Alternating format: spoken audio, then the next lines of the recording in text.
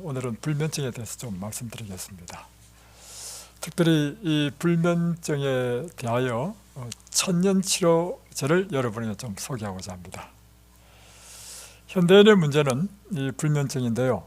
65세 이상의 노인 34%가 불면증으로 고생하고 있습니다. 또 젊은 계층인 17세에서 30세 사이의 성인 64%가 수면 문제를 가지고 있습니다. 그러니까 젊은 사람도 17세에서 30세라면 굉장히 젊잖아요, 그죠? 그 사람들의 64%가 수면에 문제를 갖고 있다는 것입니다. 심지어 독일에서는 4, 5세 미학령 아동 12%가 어린 나이도 수면 문제를 가지고 있다는 것입니다. 수면 문제의 주요한 증상은 쉽게 잠이 들지 못한다. 그리고 잠에서 자주 깬다. 자는 동안 깊은 숙면을 취하지 못한다. 또 잠자는 동안 악몽에 시달린다. 밤에 잠을 못 자니까 낮잠을 잔다. 또 아침에 일어나도 피로함이 느껴진다. 이것입니다. 그런데 이 불면증의 획기적인 물질을 발견하게 되었습니다. 1993년 MIT로부터 나온 연구 결과에 의하면 소량의 멜라토닌이 자연적인 수면제 역할을 한다는 것입니다. 그리고 1994년도에는 연구 결과 멜라토닌이 시차 문제를 또한 해결한다는 사실을 발견했습니다. 그래서 이 신비의 물질인 이 멜라토닌에 대해서 1995년 8월 7일에 뉴스위크지에 대서특필을 하게 됐습니다. 그러니까 일제히 미국의 제약회사들은 멜라토닌을 이제 약으로 만들어서 이제 판매하게 됐죠. 왜냐하면 그만큼 불면증 환자들이 많기 때문에 엄청나게 팔렸습니다. 현대판 불로장생약으로 불리는 이 멜라토닌은 수면뿐만 아니라 우리 인체의 여러 가지 면에 있어서 큰 유익이 있습니다. 이 멜라토닌은 우리가 깊은 숙면을 취하게 하고 또 시차적응을 강화하고 또 젊음을 유지시키는 우리 몸속에서 생산되는 호르몬이 멜라토닌입니다. 이 멜라토닌은 신비의 물질로 명명되어서 블루초라고도 알려지기도 하고 또 깜깜할 때 우리 몸에서 나오기 때문에 암흑의 호르몬이라고도 불렸습니다. 특별히 노인들의 불면증에 도움을 주지요. 노인들은 침대에서 지내는 시간은 많지만 잠을 시간은 적다는 것입니다. 사람들은 나이가 들면 자연히 잠이 적어진다 하지만 노인이 되어서 수면 시간이 짧아야 한다는 것은 아닙니다. 그리고 이 멜라토닌은 특별히 잠이 드는 시간을 14분 단축시킨다는 것이고 또 수면 효과를 정진시킨다는 것입니다. 이 사람이 이제 우리 몸속에 나오는 이 멜라토닌 양은요, 이 나이에 따라서 달라집니다. 어린 나이 때는요, 엄청나게 쏟아집니다. 그래서 정상 수치의 120% 이상의 멜라토닌이 쏟아져서 아이들 1세에서 5세 사이에 있는 애들은 잠만 자죠. 우리 큰딸은요, 얼마나 잠이 많았는지 우리가 교회 갈 때요, 안 깨가지고 업어서 교회 갔습니다. 그리고 이제 오전 내내 예배 드리는 동안에 잠이 안 깨서 또 눕혀 놨습니다. 점심 먹고 집에 갈 때도 안 깼습니다. 그래서 얹고 다시 업고 다시 집에 왔습니다.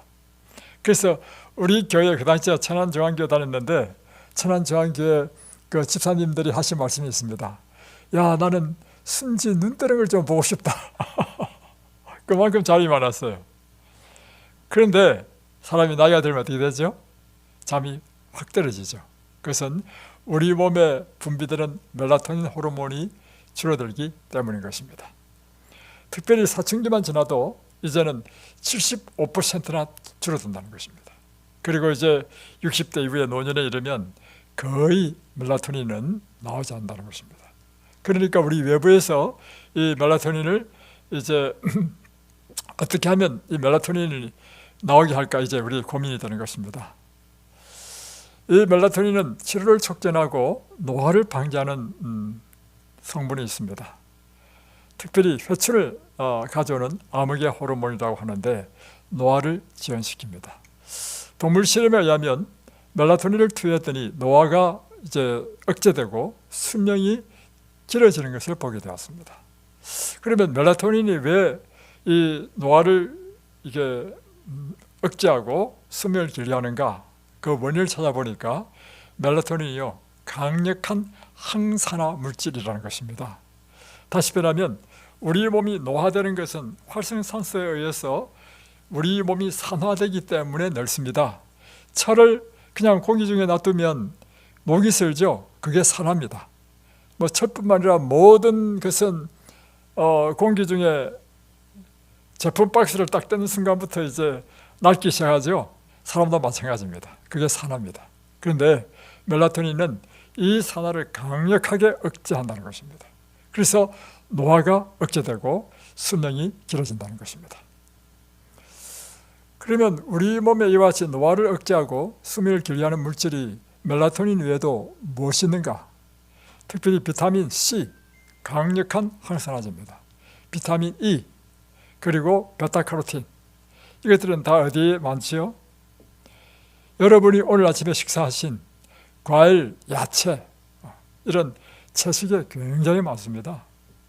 베타카로틴은 당근이라든가 토마토라든가 이와 같이 빨간색, 주황색에 굉장히 많고요. 다음에 푸른색 채소는 비타민C가 굉장히 많습니다. 그래서 여러분이 채소를 많이 드시면요, 여러분의 노화가 억제되고 젊음이 더 유지되고 수명이 길어진다는 것입니다. 다음에 또 글루타디온이라는 물질이 있는데 이것도 강력한 항산화제고, 이 멜라토닌은 이 글루타디온보다 5배나 더 좋고 비타민 E나 비타민 C보다 더 강력한 항산화제가 바로 이 멜라토닌이라는 것입니다.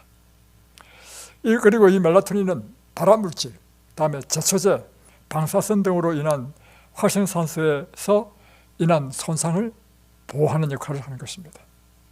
그래서 특별히 이제 항암 치료한 사람들, 방사선 쬐든지 항암 약물 주사를 놨든지 투여하든지 간에 이와 같이 항암 치료한 사람에게는요, 멜라토닌이 절대적으로 필요한 것입니다.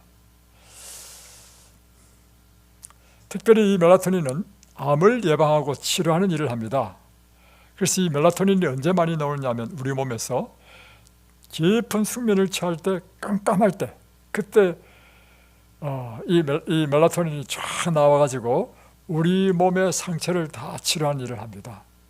그렇기 때문에 여러분이 잠을 주무실 때는 불빛이 없도록 깜깜하게 해서 주무시는 게 아주 좋습니다.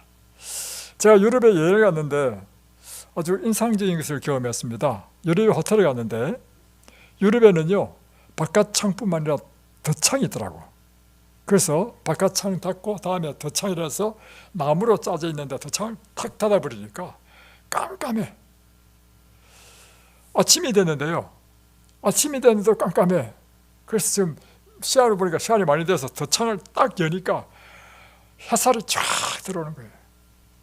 유럽 사람들은 특별히 이와 같이 이 굉장한 그 삶 자체가요, 굉장히 건강한 삶을 추구하는 것 같습니다. 예를 들면 유럽에서는요, 미국으로부터 GMO 식품 절대 안 받습니다. 유럽에서는 GMO 식품을 취급하지 않습니다. 그만큼 유럽 사람들의 그 이런 건강에 대한 것은 개념이요, 아주 뛰어난 것 같아서 느꼈습니다. 이 멜라토닌은 강력한 활성산소 청소부로서 신경퇴행과 수산기의 돌연변이 및 바람을 막아줍니다. 멜라토닌은 치료와 회복 작용을 통해서 뇌 손상을 막아주고 암 발생을 감소시킵니다. 그래서 여러분, 뇌에 문제가 생긴 파킨슨이나 알츠하이머 이와 같은 질병은요, 이 햇볕을 많이 쬐야 됩니다. 이 햇볕을 낮에 많이 쬐었을 때 밤에 이 멜라토닌이 쫙 분비됩니다. 멜라토닌의 면역성 강화 작용은 암의 예방과 치료에 도움을 줍니다. 그래서 멜라토닌이 풍부하게 나오면 질병에도 잘 걸리지 않습니다. 면역력이 강화됩니다. 스위스의 조지 마에스트로니 박사가 실험을 했는데 생쥐를 가지고 실험한 결과 위험한 바이러스를 감염시켰습니다. 30일 후에 그 감염된 쥐는 92%가 그 바이러스에서 죽어버렸습니다. 그런데 그 중에 일부 쥐에는 멜라토닌을 주사했습니다. 그랬더니 그 쥐는 단 16%만 죽었다는 것입니다. 그만큼 강력한 이 치료의 효과가 있는 것이 이 멜라토닌이다. 또 멜라토닌은 면역력을 강화시키고 스트레스를 극복하는 데 도움을 줍니다. 또 하나는 긍정적인 자세와 마음을 갖도록 한다는 것입니다.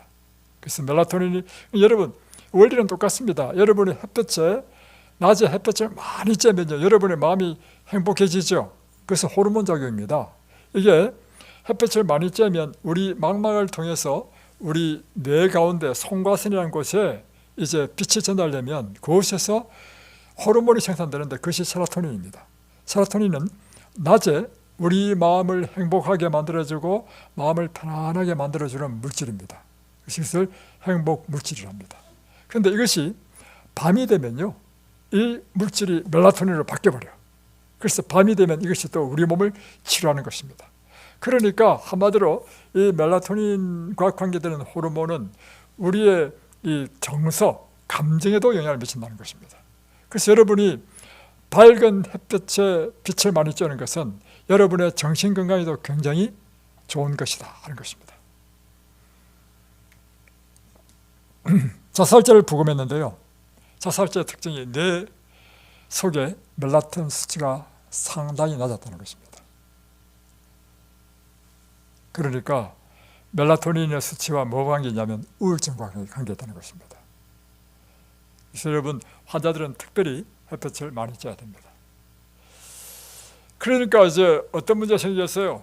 이제 너도 나도 이제 멜라토닌을 저주하는 이런 일을 하게 됩니다. 제약회사에서. 근데 멜라토닌은 이제 처음에는 어떻게 만들었냐면요, 이 사람의 송과선에서 멜라토닌이 만들어지기 때문에 소의 송과선에서 멜라토닌을 추출한 천연 멜라토닌이었습니다. 그런데 이러다 보니까 어떤 문제가 생겼냐면 비용이 너무 비싸. 두 번째는 광우병 때문에 이게 감염의 위험이 있어요. 그래서 이제는 법적으로 이 뇌의 송과선에서 만들어내는 것을 못 만들도록 했습니다. 그러니까 이제 어떻게 싸게 만들 수 있는가? 그것은 멜라토닌의 화학 구조식을 풀어가지고 모든 제약들이 다 그렇게 하잖아요. 그 제약의 그 약성분은 원래 식물에서 추출합니다. 그래서 예를 들면 버드나무의 껍질에서 예를 들면 아스피린의 그 원료를 추출했죠. 근데 그것은 너무 비싸고 번거롭잖아요. 그 이제 그 약 성분을 화학구조식으로 딱 푸니까 화학구조식으로 딱 나와. 그러면 그것을 화학적으로 합성시켜서 알약을 딱 만들어. 그러면 대량으로 싸게 공급할 수 있는 거죠. 이런 원리로 멜라토닌도 그렇게 대량으로 이제 만들었단 말이에요. 그러다 보니까 생기는 문제가 뭐냐면 이게 화학약품은 항상 부작용이 있습니다.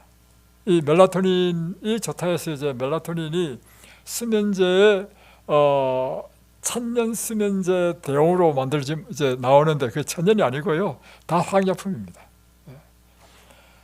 그런데 이걸 화학약품으로 먹어보니까 여러 가지 부작용이 생겨. 현기증, 미경련, 두통, 현기증, 메스꺼움, 또 우울증도 있고요, 또 출혈의 위험도 있고, 또 조기 사망률의 위험도 있다, 이렇게 나옵니다. 그래서 이제 그러면 제일 좋은 건 뭐냐면 이 멜라토닌을 이 식품으로 그러면 먹을 수 있는 게 뭔가 찾아봤습니다. 찾아보니까 제일 멜라토닌 함량이 높은 것이 닥스체리였어요. 그러니까 100g 기준으로 해가지고 했는데 그람당 이제 멜라토닌의 함량을 보니까 닥스체리가 1300단위였고, 다음에 피스타치오는 23만 3천. 피스타치오는 뭔지 알죠? 예, 은행 비슷하게 된 거, 딱 까먹는 것, 그게 멜라토닌이 굉장히 많다는 것입니다. 굉장히 비싸요, 이거. 다음에 귀리가 세 번째로 많았습니다. 1800. 호두 270. 포도, 다음에 옥수수가 또 많죠. 180. 현미 굉장히 많습니다. 여러분이 현미밥을 드시면 멜라토닌을 날마다 먹는 것입니다. 여러 가지 볼 수 있습니다. 그러나 이 멜라토닌은요, 가장 좋은 것은 우리 몸에서 나오는 물질이기 때문에 천연적으로 우리 몸에서 멜라토닌이 나오도록 하는 것이 제일 좋습니다.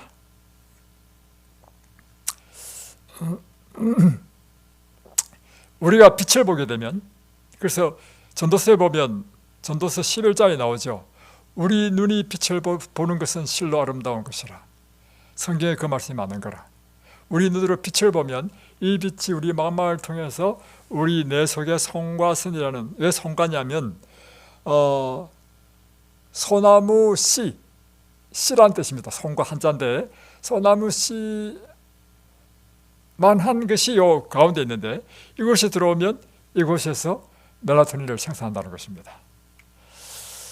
낮 시간에 눈으로 들어오는 햇빛의 영향으로 세로토닌이 생성되고 밤 시간에는 이것이 멜라토닌으로 바뀐다는 것입니다. 그래서 멜라토닌은 암흑의 호르몬이라고도 합니다. 그리고 이제 밤이 되면 멜라토닌이 분비되는데 이제 어두워지면 점점 분비됩니다. 그러다가 가장 많이 분비되는 때가 한 10시부터 시작해서 새벽 2시, 3시까지 쫙 나옵니다. 그러면 우리가 어떻게 우리 몸의 멜라토닌 수치를 증가시킬 수 있을까 하는 것입니다. 첫 번째는 처지의 멜라토닌은 밤에 생성되고 어두운 환경에 의존하기 때문에 밤중에 최고 농도는 새벽 2시에서 3시 사이입니다. 그래서 한밤중에 멜라토닌 수치는 낮보다 5배에서 10배나 더 높은데요. 쭉 보면, 그래서 밤에 이 침실은 좀 아주 어둡게 해야 되는 게 좋고요. 다음에 이 멜라토닌은 저장시키지 않는다는 것입니다. 매일 이 멜라토닌을 만들어내는 것이 필요하다는 것입니다. 그래서 자정전 수면이 그 이후에 취하는 수면보다 훨씬 더 가치가 있다. 이게 이제 연애신에 나온 말씀입니다. 12시 전에 2시간 숙면은, 그러니까 10시에서 그래 잠이 들어야 되는 게 중요하다는 거죠. 12시 전에 2시간 숙면은 12시 이후에 4시간의 잠보다 가치가 있다.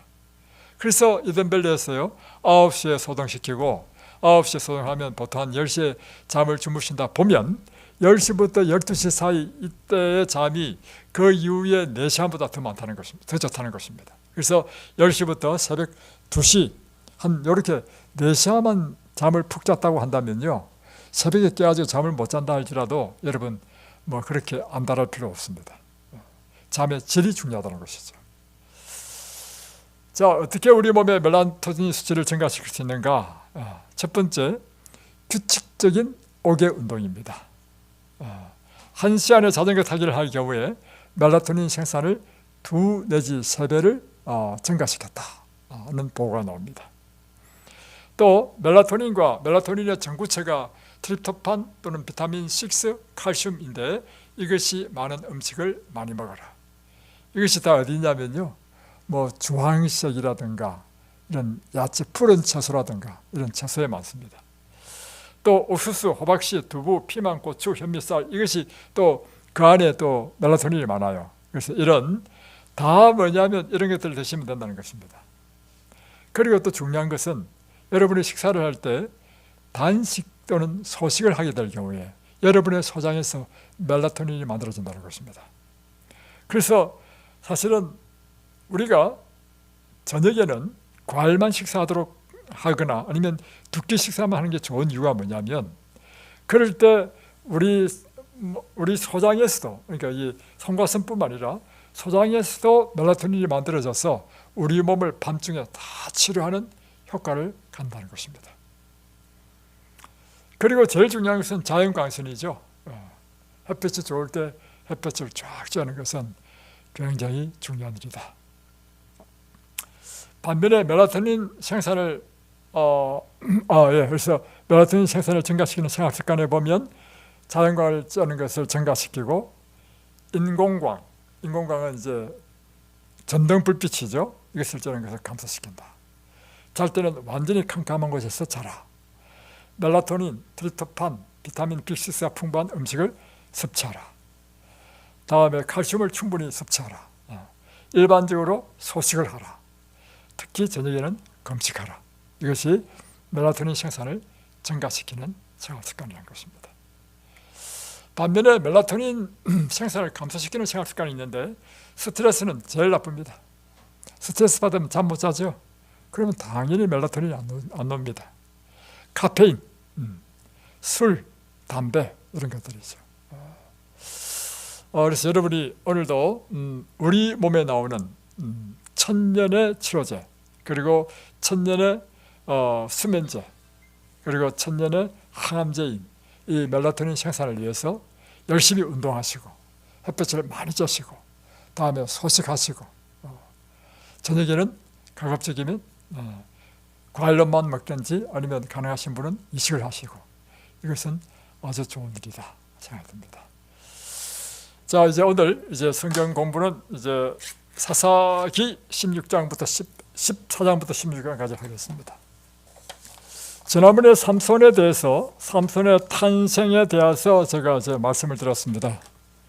삼손의 탄생 시에 여호와의 천사가 마노아와 그의 부인에게 나타나서 그는 태에서부터 하나님께서 구별하신 나실린으로, 그리고 이스라엘 백성을 블레셋으로부터 구원할 자로 하나님께서 택하시고 그를 잉태케 했습니다. 그리고 그는 특별히 나실린으로서 포도와 포도주, 포도씨 껍질까지도 먹지 않는, 그리고 그 머리에 칼을 삭도를 대지 않는 그런 특별한 나실린의 규정을 이야기해 주었습니다. 이제 드디어 이 삼손이요, 이제 점점 자라서 성인이 되었을 때 이야기가 이제 14장, 15장, 16장의 이야기입니다. 14장에 보면 삼손이 딥나에 내려가서 거기서 블레셋 사람의 딸들 중에 한 여자를 보고 14장은 어떻게 시작되느냐 하면 삼손이 성인이 되어서 이제 여자 문제가 생깁니다.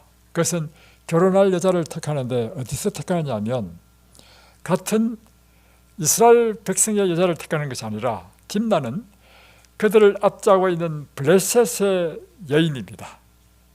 그 여인을 사랑해가지고 그 여인을 자기 아내로 삼고자 하는 것입니다. 그래서 이제 아버지한테 이야기하죠. 2절 올라와서 자기 부모에게 말하 이르되 내가 딥나에서 블레셋 사람의 딸들 중에서 한 여자를 보았사오니 이제 그를 맞아요 내 아내로 삼게 하소서. 그러니까 부모가 어떻게 했습니까? 반대하겠죠. 왜냐하면 모세의 법에 의하면 너희가 점령하는 이 가나안 사람들과 통혼하지 말라 했습니다.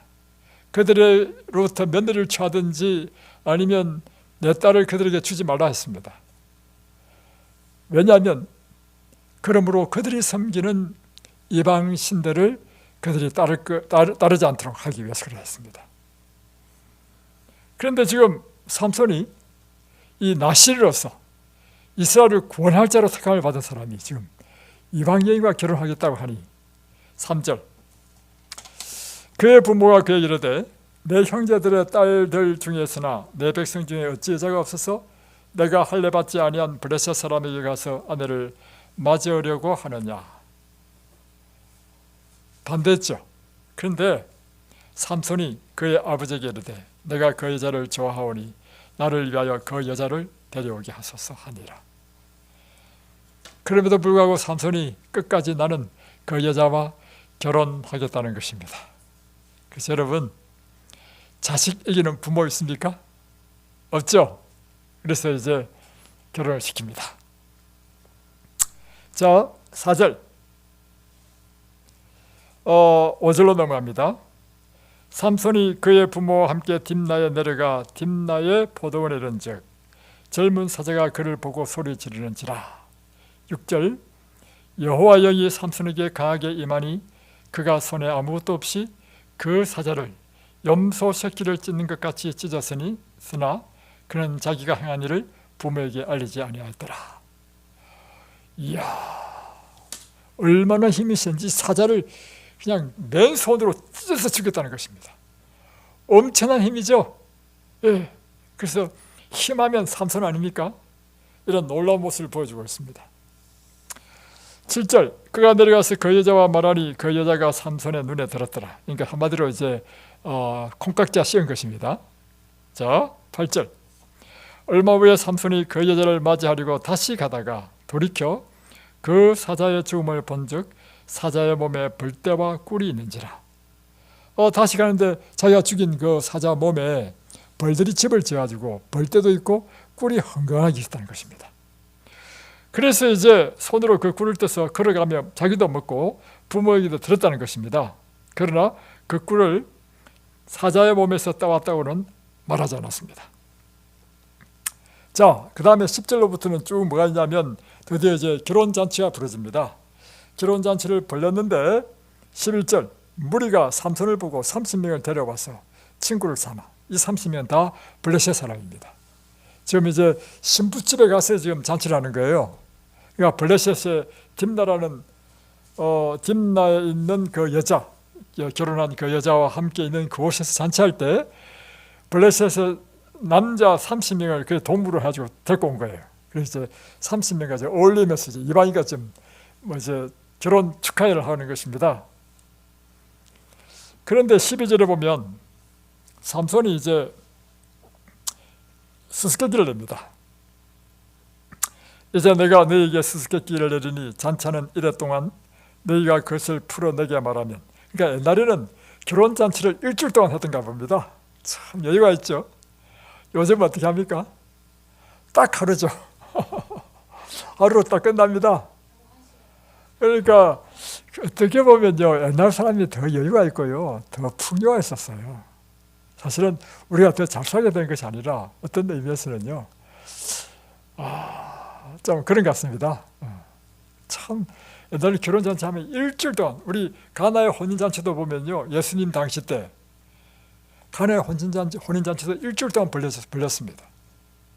이야, 그러니까 참 하여튼 그래서 일주일 동안 내가 수수께끼를 내서 너희들이 맞추면 내가 너희들에게 다 한 사람씩 뭐 곁옷과 속옷을 하나씩 주겠다 이렇게 한 것입니다. 근데 만약 너희들이 못 맞추면 너희들이 다 한 벌씩 해가지고 다 모으면 30불이죠. 30불을 나한테 주라 한 것입니다.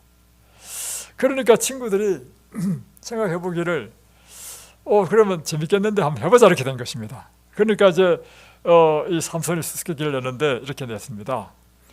자, 보세요. 14절. 삼손이 그들에게 이르되 먹는 자에게서 먹는 것이 나오고 강한 자에게서 단 것이 나왔느니라. 이게 무엇이냐? 먹는 자에게서 먹는 것이 나오고 강한 자에게서 단 것이 나왔다. 이게 무슨 뜻입니까? 알 길이 없죠. 오직 누구만 알 수 있습니까? 자기만 알 수 있습니다. 왜냐하면 자기가 사자를 찢어야 죽였는데 사자 몸에서 벌들이 막 집을 지어가지고 꿀이 흥건하게 있으니까 강한 자에게서 나오잖아요. 먹는 자, 사자는 잡아먹는 존재잖아요. 잡아먹는 존재에서부터 먹는 것이 나오고 강한 자에서 단 것이 나온 것은 삼손밖에 모르지. 삼손이 사자를 찢어 죽이고 그 사건을 아는 사람은 삼손밖에 없으니. 그러니 뭐 아무리 시간이 일주일 지나도 알 수가 없잖아요. 그런데 점점 시간이 지나니까 이 친구들이 가만히 생각하니까 화가 나는 것입니다. 알아맞힐 수는 없고 그러면 전부 다 곁옷 속옷 한 벌씩 가지고 30불 갖다 줘야 되니. 그러니까 이제 그 부인, 이제 삼손과 결혼한 그 여자를 쪼옵니다. 네가 만약에 남편에게 잘 꼬셔가지고 그 답을 알게 하라. 답을 안 가르쳐주면 너의 집을 다 불태워 죽이겠다.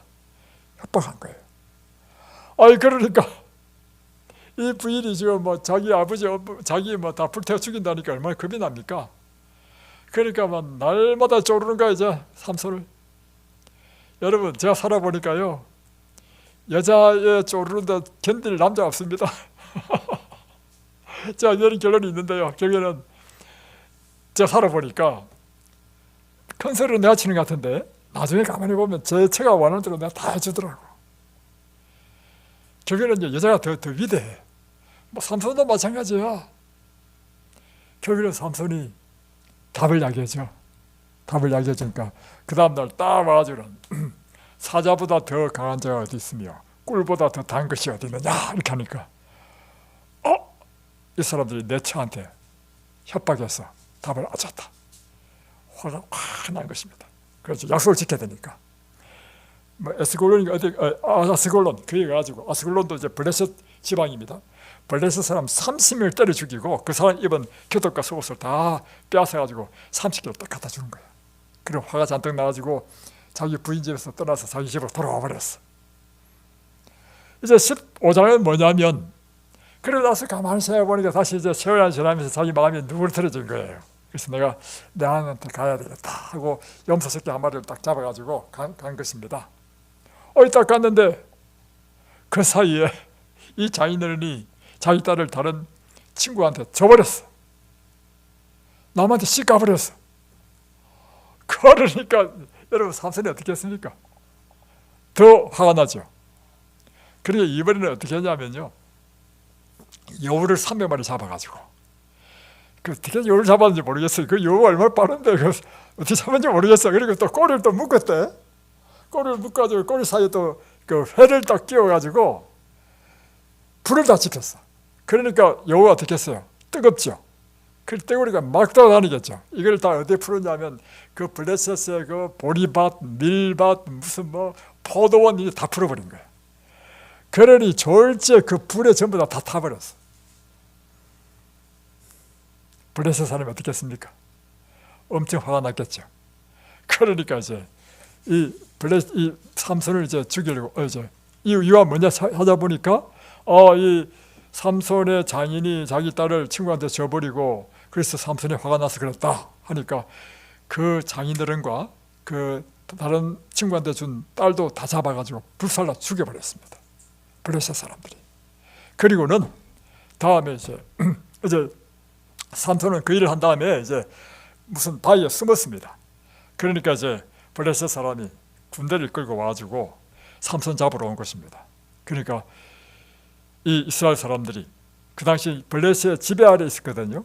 그러니까 왜 우리를 치러 왔느냐 하니까 삼손이 이만저만 해서 치러 왔다.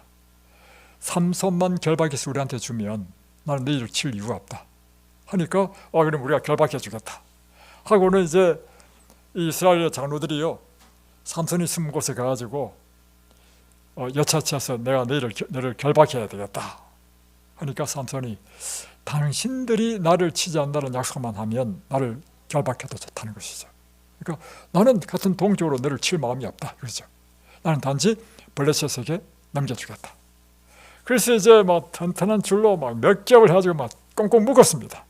묶어서 드디어 이제 블레셋에게 딱 갖다 줬단 말이에요. 이게 이제 16장입니다. 드디어 16절에 15장 후반부. 그래가지고 이제 이 블레셋 사람이 막 기뻐가지고 좋아하잖아요. 그때 하나님의 영이 다시 삼손에 나타나가지고 묶은 것을 한 번만에 팍 힘을 주니까 다 떨어져 버려. 그리고 그 보니까 옆에 낙이 턱대가 있어. 그 하나 딱 붙잡고는 1000명을 죽였어. 1000명을. 이야, 이거 말이 1000명이죠. 이거 정말 엄청난 일입니다. 그래가지고 대승리를 했습니다. 그래가지고 그가 이스라엘의 사사가 되었다는 것입니다. 그런데 또 16장에 가면 이 삼손이 이렇게 1절 한번 보겠습니다. 삼손이 가사에 가서 거기서 한 기생을 보고 그에게로 들어갔더니, 가사도 어디냐면요, 가사도 블레셋 지방입니다. 그러니까 삼손의 가장 큰 문제는 억제되지 않는 정욕이 문제였어요. 그로 인해서 끊임없이 그는 하나님의 뜻을 저버리고 그가 하나님 이스라엘의 구원자로서의 그 역할을 하지 못하는 것입니다.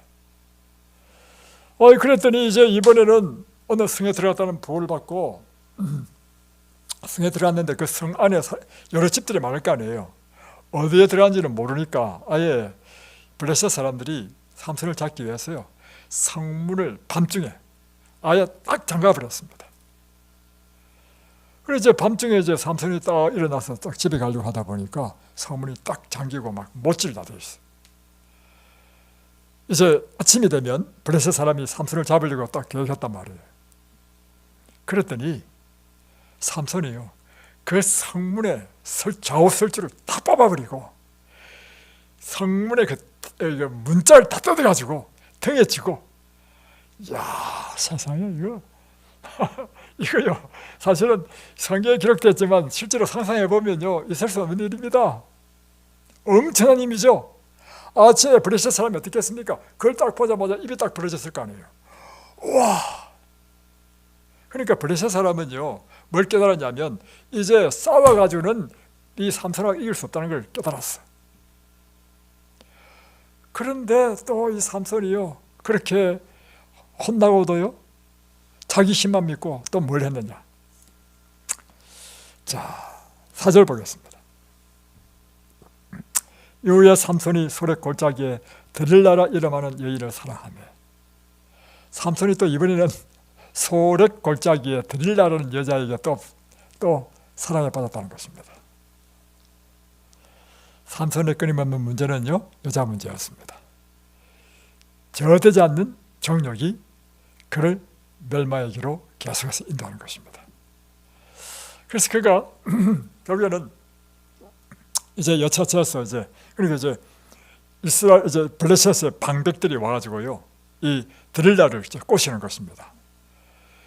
드릴라에게 우리가 각자 1,100은 데나리온이죠.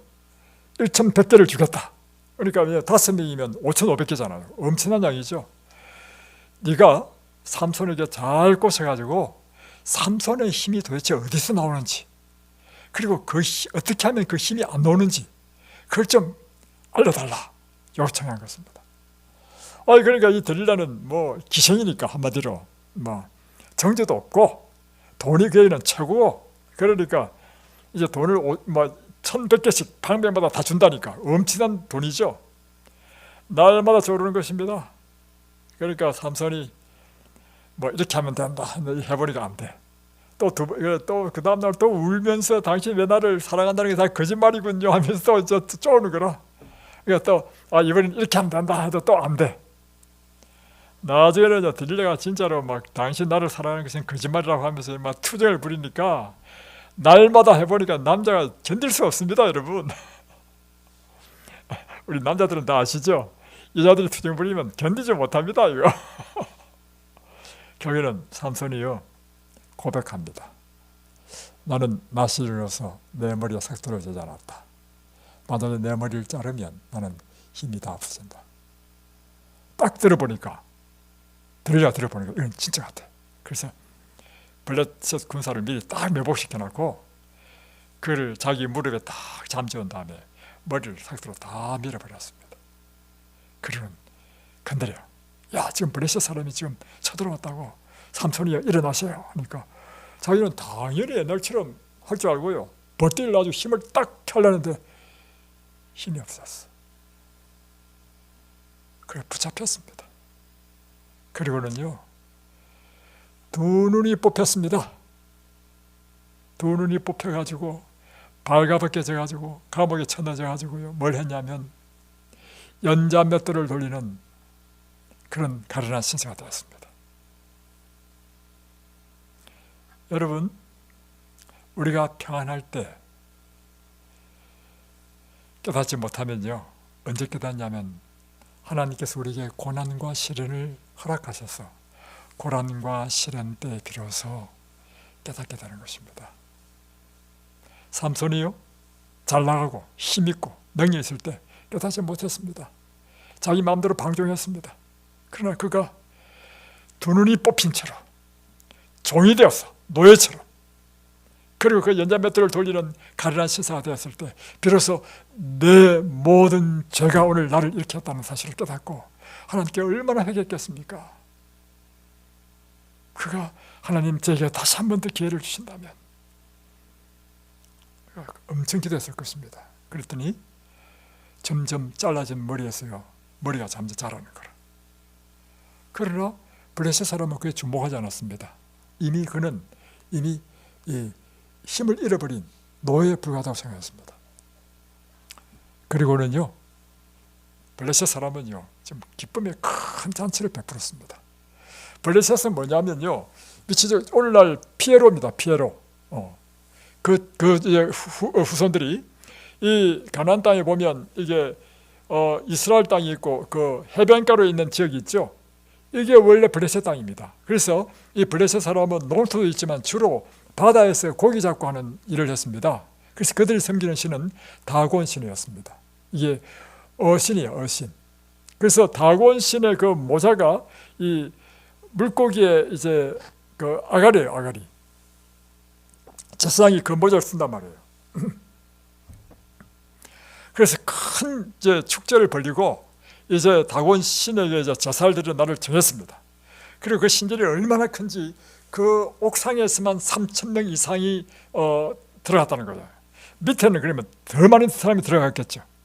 그래서 이제 그것의 최고의 하이라이트가 뭐냐면 우리 신이 드디어 이제 이스라엘의 신을 이기고 삼손을 이렇게 체포했다 이거예요. 그리고 이제 삼손을 불러와가지고 삼손을 하여금 쉽게 표현하면 이 재롱을 부리도록 한 것입니다. 그러니까 이제 그 잔치에 삼손은 둘리 뽑힌 채로 쇠사슬에 묶여가지고 이렇게 처벅처벅 나온 거예요. 나와서 재롱 피우려니까 재롱도 피우고. 이스라엘 사사가 이게 무슨 꼴입니까? 그래서 피곤하다 하면서 옆에 있는 한 사람에게 나로 하여금 이 신전을 떠받치는 기둥에 좀 기대게 해달라 했습니다. 그러니까 눈은 안 보이죠? 두 기둥을 딱 붙잡고는요, 그가 하나님께 기도합니다. 주여, 이번 한 번만 저에게 보십시오. 이게 나옵니다. 28절. 삼손이 여호와께 부르짖어 이르되 주 여호와여 구하옵노니. 16장 28절입니다.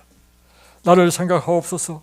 하나님이여 구하옵나니 이번만 나를 강하게 하사 나의 두 눈을 뺀 블레셋 사람에게 원수를 단번에 갚게 하소서 하고는 삼손이 집을 버틴 두 기둥 가운데 하나는 왼손으로 하나는 오른손으로 껴 의지하고 삼손이 이르되 블레셋 사람과 함께 죽기를 원하노라 하고 힘을 다하여 몸을 굽히매 그 집이 곧 무너져서 그 안에 있는 모든 방백들과 온 백성에게 덮이니 위에 있는 지붕에 있는 사람도 죽고 아래에 있는 사람 죽고 다 죽어버린 거야.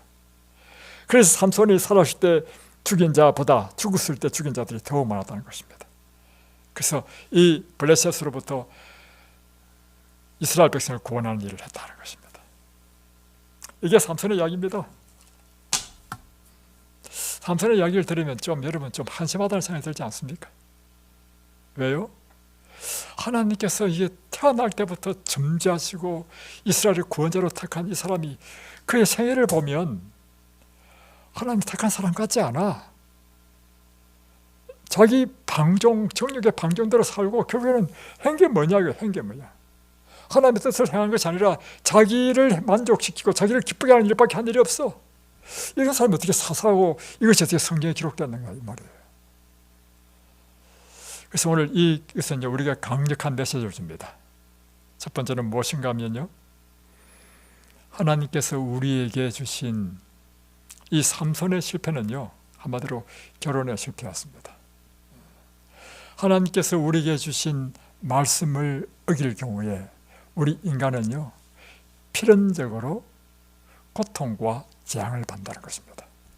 하나님께서 이스라엘 백성이 어떤 말씀을 주셨는가? 신명기 7장에 보면 이렇게 되어 있습니다.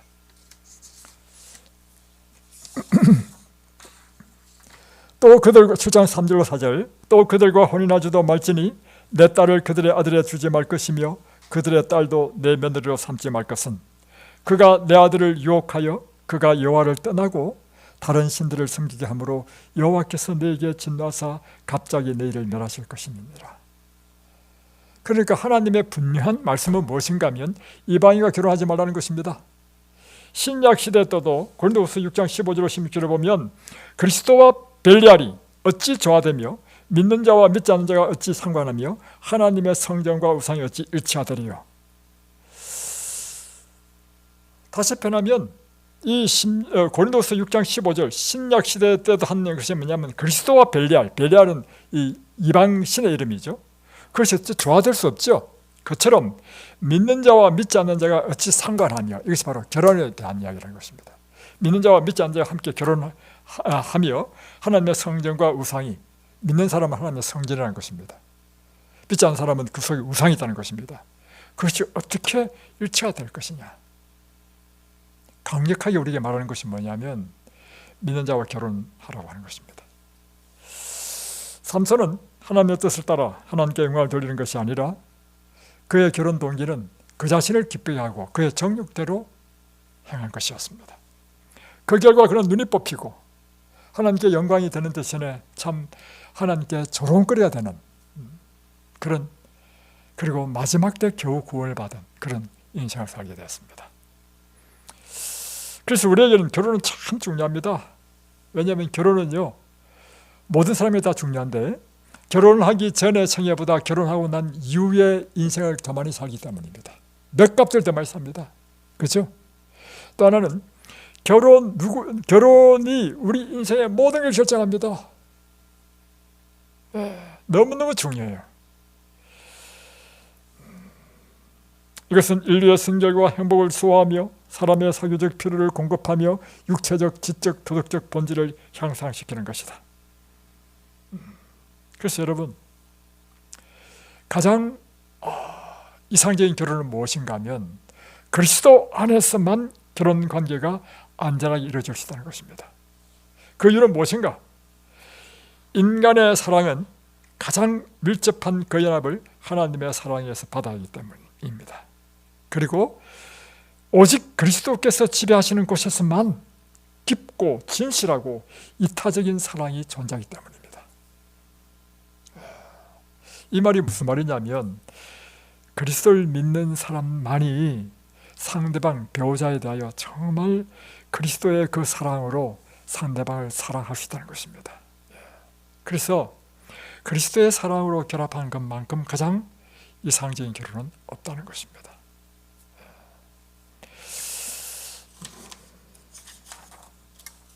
그래서 여러분, 순결하고 거룩한 애정은 감정이 아니고 원칙이라고 하는 것입니다. 진정한 사랑으로 행동하는 사람들은 충동적이거나 맹목적이 아니어야 한다는 것입니다. 두 번째는 이 삼손의 이야기는요, 삼손은 분명히 하나님의 계획을 실패했는데 삼손의 얘기를 다 들어보면 끝내는 하나님께서 당신의 계획을 이루십니다. 여기서는 굉장히 중요한 교훈을 배우는데 무엇을 배우냐면 하나님께서는 인간의 실패와 관계없이 반드시 당신의 계획대로 모든 걸 성취하신다는 것입니다. 그래서 오늘 내가 하나님의 계획에 내가 일치된 삶을 살면 내가 그 하나님의 섭리를 이루는 일에 참여하게 되는 축복을 받게 되는 것이고, 하나님께서 이 삼손처럼 택했지만 그가 자기 마음대로 살고 그 하나님의 뜻대로 살지 않으면 고난과 그리고 나중에 이른다 할지라도 참 비참한 사사가 된다는 것입니다. 그러니까 다시 변하면 하나님은 우리의 어떠한과 관계없이 당신의 모든 계획을 성취하실 것이라는 것입니다. 그래서 그분의 초림에 대한 약속도 하나님께서 이스라엘 백성들이 아무리 배도하고 실패했다 하더라도 그와 관계없이 이루셨죠. 그래서 그 초림의 목적을 이루셨습니다. 마찬가지로 예수님께서 재림하시는 그때도요, 이 성경 요한계시록 18장에 예언된 것처럼 예수님께서 재림하시기 직전에 하나님의 백성이 해야 될 일이 있는데 그것은 온 세상의 큰 외침으로 주의 다시 오시는을 선포하는 것입니다. 그 일이 우리에게 맡겨진 것입니다. 그런데 그것은 내가 한 사람 한 사람 개인적으로 실패했다 하더라도 하나님께서는 성공하는 다른 사람을 통해서 그 일을 이루실 거라는 것입니다. 그렇다면 나는 오늘 어떤 사람이 되어야 될 것인가? 하나님의 계획에 따라 하나님의 섭리를 이루는 그 사람에게 속하는 사람이 되어야 되겠다. 오늘 저는 이 삼손의 이야기를 통해서 그것을 강력하게 느끼게 됐습니다. 기억하십시오. 예수님은 반드시 재림하십니다. 왜냐하면 예수님께서 약속하셨기 때문에. 그리고 세상이 어떠하다 할지라도 반드시 하나님께서 하신 그 약속은 이루십니다.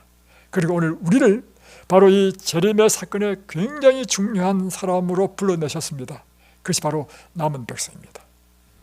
이 남은 백성의 그 고귀한 특권을 이해하고 남은 백성에게 주어진 그 사명을 감당하는 저와 여러분이 되기를 주의 이름으로 축복합니다. 기도하겠습니다.